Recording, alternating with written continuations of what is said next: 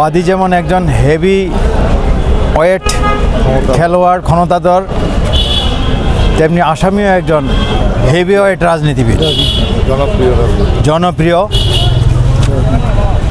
নারায়ণগঞ্জ জেলা ছাত্র দলের সভাপতি, সাবেক, এবং একবার সে পার্লামেন্টের ইলেকশনও করেছিল 96 সালে কবুতর মার্কায় স্বতন্ত্র। এই ছাত্র নেতার উত্থানে ঈর্ষান্বিত হয়ে রাজনৈতিক প্রতিহিংসার কারণে জনাব তৈমুর আলম খন্দকার সাহেব তার ভাইয়ের হত্যার মামলায় ভাইয়ের হত্যার বিচারটাকে পাশ কাটাইয়া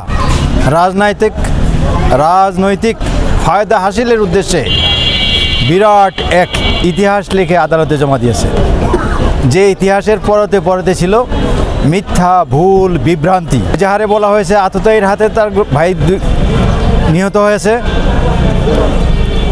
এবং সন্দিগ্ধ হিসাবে গিয়াসউদ্দিন এমপি, তার শ্যালক জাকির খান, তার গ্রুপের লোক, অর্থাৎ সকল বিএনপির নেতাকর্মীদেরকে তটস্থ রাখার জন্য, সকল বিএনপি কর্মী নেতাদেরকে তার হাতে রাখার জন্য এই মামলা দিয়ে একটা কোর্টের উপরে বন্দুক রেখে স্বীকার করার চেষ্টা করেছে। 22 বছর আগের মামলা, 12 বছর কিছুই উনি করেন নাই। মামলা ফাইনাল রিপোর্ট আসামিদের অব্যাহতি দেওয়ার পরেও উনি একটা নারাজি দিয়ে শুনানি করেন নাই। 34 বার সময় নেওয়ার পরে উনি শুনানি না করার কারণে সেটা বাতিল হয়ে গেছে। তারপর একটা সাপ্লিমেন্টারি চার্জশিট হয়েছে 2012 সালে। এই মামলার বিচার কার্যক্রম মানে সাক্ষী পর্যায়ে শুরু হয়েছে চার্জ হয়ে। সেই 12 সাল থেকে 24 সাল, 12 বছর এক যোগ পার হয়ে গেছে সাক্ষীর জন্য। মামলার আসামি জাকির খান বিদেশে চিকিৎসাধীন থাকায়, ঘটনার সময় দেশে না থাকায় এই মামলায় আসতে পারেননি। এই মামলার বাদী ব্যারিস্টার তৈমুর আলম খন্দকার রাজনৈতিক পোল্ট্রি খেলার কারণে আওয়ামী লীগের সাথে সমঝোতা করে যখন শামীম ওসমানের সাথে এক হলেন এবং তাদের সাথে নির্বাচন করবেন কমিটেড হলেন, তখন এই আসামি জাকির খানকে গ্রেপ্তার করতে তারা সক্ষম হলেন মিথ্যা মামলায়। সেই থেকে আসামি এই মামলায় গ্রেপ্তার আছে, ভিতরে আছে প্রায় এখন 26 মাস, প্রায় 26 মাস জেল হাজতে আছে।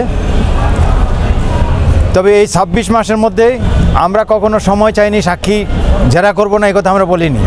আমরা মামলা প্রসিড করতে চেয়েছি। রাষ্ট্রপক্ষ অর্থাৎ তৈমুর আলম খন্দকার সাহেব বারবার সময় চেয়ে বিলম্বিত করেছে। মামলার আর্গুমেন্ট শুরু হয়েছে। আমরা 26 তারিখ পূর্ণ দিন করেছি, সকাল 10টা থেকে 12:30 পর্যন্ত, তারপর 2টা থেকে 4টা পর্যন্ত। 27 তারিখও আমরা প্রথম হাফে করেছি। ওনারা করতে পারবেন না, ওনারা সময় চাইছেন, ওনারা আজকে সময় নিয়েছিলেন। সেই অনুযায়ী ওনারা আজকে সময় নিয়ে শুরু করেছেন 10:30 থেকে 12টার আগে ওনারা শেষ।